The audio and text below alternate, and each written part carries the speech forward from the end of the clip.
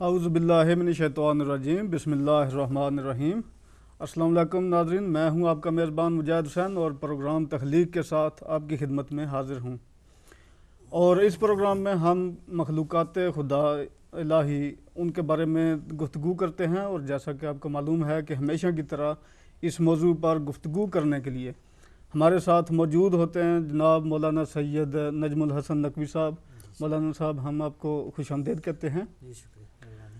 ناظرین، گزشتہ چند پروگراموں میں ہم نور کی حقیقت پر گفتگو کر رہے ہیں کہ نور کیا ہے، اور مولانا صاحب نے اس موضوع پر گفتگو کرتے ہوئے بہت وضاحت کے ساتھ یہ بیان فرمایا کہ تمام مخلوقات جو ہیں وہ نور ہی سے تخلیق میں آئیں۔ نور الہی یعنی کہ سب سے پہلے نور حضرت محمد مصطفیٰ صلی اللہ علیہ وسلم کا اللہ تعالیٰ نے جو ہے وہ خلق فرمایا، اور اسی نور سے جو تمام مخلوقات وجود میں آئیں۔ اور پھر یہ نور جو ہے، یہ نور کیا ہے، اس نور پر بہت مفصل گفتگو ہوئی، اور مولانا صاحب نے اس پر روشنی ڈالتے ہوئے یہ مثال دے کر بہت وضاحت فرما دی کہ جس طرح ایک شمع ہوتی ہے، اس کی روشنی اور سورج کی روشنی، شمع کی روشنی کو بھی آپ روشنی جو ہے وہ کہتے ہیں، اور سورج کی روشنی، لیکن شمع کی اور سورج کی روشنی میں یہ فرق ہے کہ شمع جو ہے وہ صرف ایک محدود سے ایریے کو کور کرتی ہے، ایک چھوٹے سے کمرے کو روشن کرتی ہے، لیکن سورج جو ہے وہ تمام جو دنیا ہے اس کو روشنی بخشتا ہے۔ تو اس حقیقت سے بھی، اس مثال سے بھی واضح ہو گیا کہ نور جو ہے وہ مختلف اس کی قسمیں ہیں۔ تو ہم نے اسی موضوع پر گزشتہ چند پروگراموں میں ہم نے گفتگو کی، اور آئندہ بھی اس پہ تفصیل سے گفتگو کریں گے۔ اور ایک جو بحث ہم میں یہ شروع ہو جاتی ہے نور اور بشر کی، تو اس میں جو ہے وہ بھی اختلاف ہم میں پایا جاتا ہے، اور مولانا صاحب نے بہت تفصیل سے اس پہ بھی گفتگو کی۔ اور اس کی مثال ایک میں یہ دینا چاہوں گا کہ فرشتے جو کہ اللہ تعالیٰ کی ایک نوری مخلوق ہیں، اس پہ سبھی کو اتفاق ہے کہ وہ اللہ تعالیٰ کی نوری مخلوق ہیں، لیکن اللہ تعالیٰ نے ان کو مختلف مواقع پر انسان کی صورت میں بھی زمین پر بھیجا۔ تو اس سے ظاہر ہوا کہ اللہ تعالیٰ جو ہے وہ ہر چیز پر قادر ہے، فرشتوں کو اور نور کو جو ہے وہ انسانی شکل دے کر بھی وہ بھیج سکتا ہے۔ جیسے حضرت لوط علیہ السلام کی قوم کا آپ کو قصہ معلوم ہے، وہاں بھی اللہ تعالیٰ نے فرشتے بھیجے انسانی شکل میں۔ تو اسی طرح حضور پاک صلی اللہ علیہ وسلم جو ہیں وہ جو کہ نور ہیں، اور اللہ تعالیٰ نے سب سے پہلے ان کے نور کو خلق فرمایا، تو وہ بھی بشری لباس پہن کر یہاں آئے اور ہماری ہدایت کے لیے تشریف لائے۔ تو اسی گفتگو کو ہم آگے جاری رکھیں گے، اور مولانا صاحب سے آج میں یہ سوال کروں گا کہ جیسا کہ آپ نے فرمایا کہ تمام جو مخلوقات ہیں وہ نور سے تخلیق میں آئیں، نور سے تخلیق ہوئیں، تو میرا سوال مولانا صاحب سے یہ ہے کہ کیا ساری جو مخلوقات ہیں وہ، یا ساری جو کائنات ہے وہ ایک جیسی ہے، یا کہ مختلف عالم ہیں اور ان میں کچھ فرق ہے، مختلف عوالم جو ہیں وہ ان میں کچھ وضاحت بیان فرمائیں، کیا ان میں کچھ فرق ہے؟ اعوذ باللہ من الشیطان الرجیم، بسم اللہ الرحمن الرحیم، وبہ نستعین۔ آپ نے خلاصہ تو تقریباً بیان کر ہی دیا ہے۔ میں پھر اپنے ناظرین کی توجہ کے لیے کہ اس کائنات میں نور کے جو مصادیق ہیں وہ مختلف ہیں۔ اللہ قرآن کریم میں ارشاد فرماتا ہے، اللہ نور السماوات والارض، اللہ کی ذات خود نور ہے، اور اس کائنات کا نور بھی وہی ہے۔ در حقیقت نور کا یا نور النور، یا مدبر النور، یا خالق النور، ٹھیک ہے نا جی، یہ نور کی تمام تر جو ہے وہ اس نور کی خلقت، اس نور کے مختلف مراحل، وہ اللہ کی ذات ہی اس کا سورس ہے۔ اللہ نے اس نور کو مختلف مراحل میں اور مختلف مخلوقات میں جو ہے وہ شکل دی ہے۔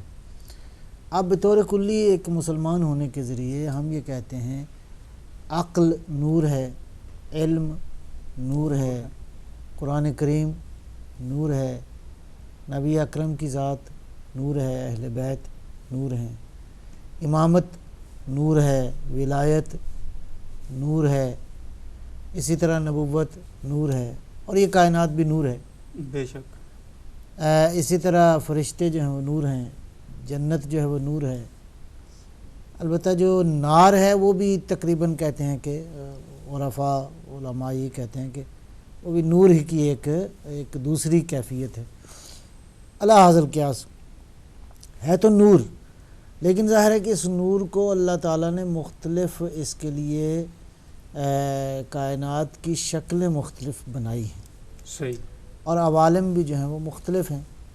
مجھے یہاں پہ حدیث ایک یاد آ گئی. ابو شاکر دیسانی ایک دہریہ ہے ایتھیسٹ، وہ آیا امام صادق علیہ السلام کی خدمت میں، کہا کہ یہ بتائیں کہ کیا یہ کائنات جو ہے وہ ہمارے علاوہ بھی ہے یہاں پہ کچھ؟ تو فرمایا ابو شاکر کاش تو اس کائنات کو ان آنکھوں سے دیکھے جن آنکھوں سے میں دیکھتا ہوں. سبحان اللہ. جی اللہ نے اس کائنات میں 18,000 عالم خلق کیے. سبحان. اچھا اب یہ بھی روایت ہے، البتہ معمولاً جو عرفاء ہیں یا مطلب ہے اس عوالم کی جو بحث کی ہے وہ بنیادی طور پہ 4 عالم کہتے ہیں موجود ہیں. جی. پہلا عالم جو ہے وہ عالم جو ہے وہ ناسوت، عالم ناسوت ہے. عالم ناسوت سے مراد جو ہے وہ جتنا مادی دنیا ہے، یہ جو فزیکل دنیا جس کو کہتے ہیں، جی، یہ عالم ناسوت ہے. اس سے بالاتر ہے عالم ملکوت. عالم ملکوت جو ہے اس کائنات کا باطن ہے، البتہ اس کی بھی تعبیرات مختلف ہیں. بعض نے اس کو بھی 2 حصوں میں تقسیم کیا ہے، ایک عالم ملک ہے، ایک عالم ملکوت ہے. لیکن یہ ہے کہ عالم ملکوت جو ہے وہ بنیادی طور پر ملائکہ کا عالم ہے، اور ملائکہ جو ہیں اللہ تعالیٰ نے اس کائنات میں جو چیز بھی ہے اس کا ایک باطن میں ایک اس کو چلانے والا ایک مخلوق رکھی ہے، جو وہ فرشتہ ہے جو صحیح یہ سارے امور جو ہے وہ انجام دیتا ہے. مثلا بارش کے قطرے، ہر قطرہ اس کا حساب کتاب سارا سلسلہ، تو یہ عالم ملکوت سے اس کی ایڈمنسٹریشن ہوتی. ٹھیک. عالم یہ جو عالم ہے عالم مادہ جس کو عالم ناسوت کہتے ہیں، اس کی ایڈمنسٹریشن جو ہے وہ کنٹرولنگ پوائنٹ یوں سمجھیں کہ اس کا ریموٹ کنٹرول جو ہے وہ عالم ملکوت ہے. البتہ وہ عالم مادہ نہیں ہے، البتہ اس کی حقیقت بہرحال یہ ایک علیحدہ بحث ہے، لیکن یوں تقسیم کیا ہے. اس کے اوپر ہے عالم جبروت. عالم جبروت جو ہے وہ ہے جہاں پہ ہم کہتے ہیں کہ یہ عالم مثال ہے. صحیح. یہ مجردات سے خالی ایک کائنات ہے. عالم ارواح ہے، یہ عالم مثال بھی اس کو آپ کہہ سکتے ہیں. ٹھیک. یہ عالم جبروت ہے جس کے اندر ارواح ہیں، جس کے اندر مثال جو کہ عالم مثال بھی آپ اس کو کہہ سکتے ہیں، جو مادہ سے خالی ہے بالکل، اور زمان و مکان بھی یہاں پہ اس کا تصور نہیں ہے. صحیح. وہ کچھ اور ہی مطلب اس کو آپ کہہ سکتے ہیں. اس سے بالاتر عالم لاہوت ہے، اور عالم لاہوت کی حقیقت اور جو ہے وہ اللہ تعالیٰ کی ذات ہے. لاہوت یعنی وہ عالم ہو ہے، عالم ربوبیت ہے، عالم مطلب لاہوتیت پروردگار کی ذات اقدس ہے. تو یہ تقریباً 4 حصوں میں، بعض نے عرفاء نے یا بعض علماء نے اس کو مزید بھی حصوں میں تقسیم کیا ہے. لیکن یہ جو 4 مرحلے ہیں، یہ مراحل خود سے کائنات کی کئی وسعتیں اس کے اندر ہیں. صحیح. کئی وسعتیں ہیں. یہ جو امام صادق علیہ السلام نے ارشاد فرمایا کہ 18,000 عالم ہیں، کوئی بعید نہیں کہ آنے والے وقت میں بہت سارے ان عالموں کے اندر انسان کا آنا جانا آسان ہو جائے. سبحان اللہ. سبحان اللہ. یہ ہوگا.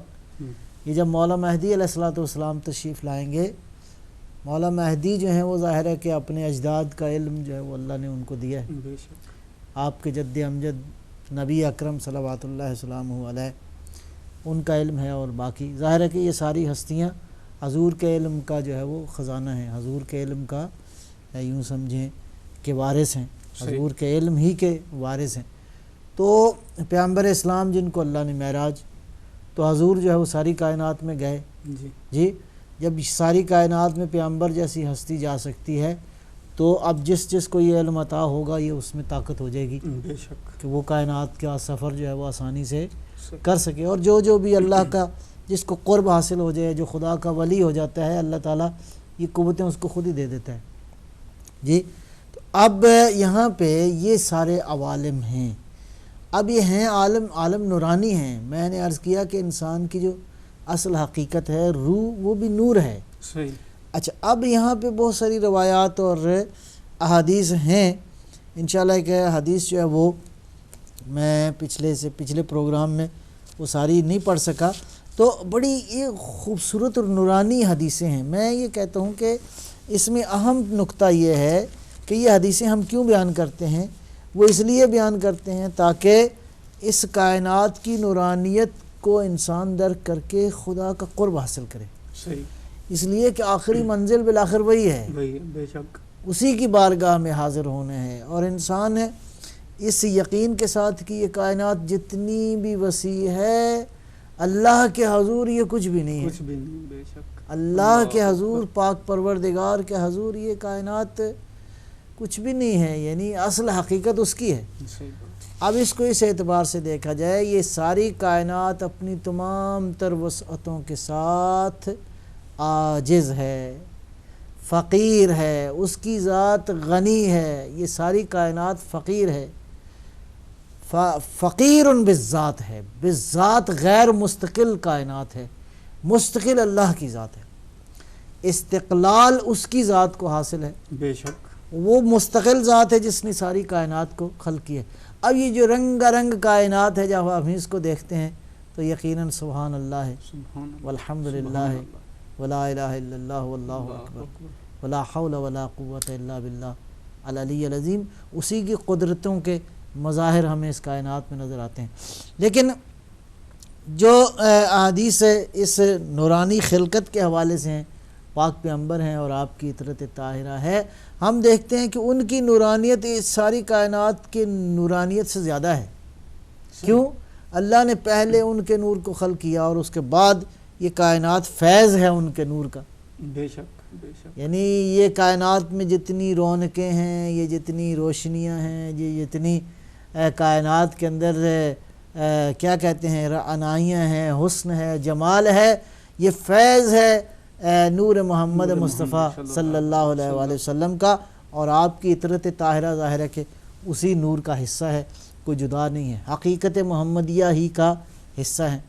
تو اس نور کے فیض سے یہ ساری کائنات کا نور ہے، اور یہ بھی کوئی بات اس میں شک والی نہیں ہے. لہٰذا میں عرض یہ کرتا ہوں، وہ حدیث بھی پڑھیں گے انشاءاللہ، کہ جو ہے وہ یہ ساری کائنات کی معرفت کے ساتھ ساتھ ہمیں جب اس نور کی معرفت ہوتی ہے کہ جس کے صدقے یہ ساری کائنات بنی ہے، پھر جب اس کی تعریف کرتے ہیں اور اس کو جب خدا کے حضور جھکا ہوا دیکھتے ہیں، سبحان اللہ. وہ نبی فرماتے ہیں الفقر فخری، فقر میرے لیے میرے فخر کا باعث ہے. اسی نبی کا جان نشین فرماتا ہے پروردگارہ میرے لیے عزت کا باعث ہے کہ تو میرا پروردگار ہے. کفا بی عزن ان تکون لی ربن، میرا اللہ میرے لیے یہ عزت اور فخر اور سربلندی کا باعث ہے کہ تو علی کا رب ہے. سبحان اللہ. اور میرے لیے یہ بھی فخر کا باعث ہے کہ پروردگار تو میرا رب ہے اور میں تیرا بندہ ہوں. یہ میرے لیے فخر کا باعث ہے. اب دیکھیں نا، پیغمبر کا کلام اور علی کا کلام ایک جیسا ہے. وہ ہستیاں جن کو اللہ نے ساری کائنات کے اندر جو عظمتیں عطا کی ہیں، جب وہ جھکتے ہیں بارگاہ معبود کے اندر تو وہ کہتے ہیں یہ جو ہم جھک رہے ہیں ہم کچھ بھی نہیں ہیں، اسی کی ذات ہے. بے شک. مولانا صاحب یہاں ایک بریک لیں گے. جی ناظرین یہاں ایک بریک لیں گے اور بریک کے بعد ہم دوبارہ حاضر ہوں گے. لیتے ہیں بریک.